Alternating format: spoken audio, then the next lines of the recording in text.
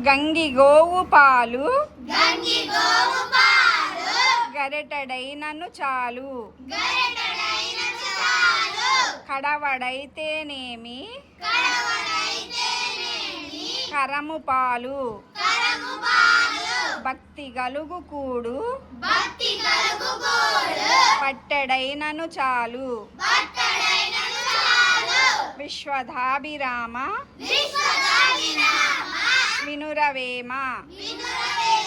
దీనికి భావం ఏంటంటే గంగిగోవు పాలు గరిటెడైన ఆరోగ్యానికి మంచిది, పూజలకు కూడా మంచి ఉపయోగము. కడవడన్నా కూడా గాడిద పాలు ఎందుకు ఉపయోగం కాదు. అదే ప్రేమతో అన్నం పెడితే పట్టెడైనా కడుపు నిండుద్ది, ప్రేమ లేకుండా పెడితే ఏమీ నిండదు. ఓకేనా?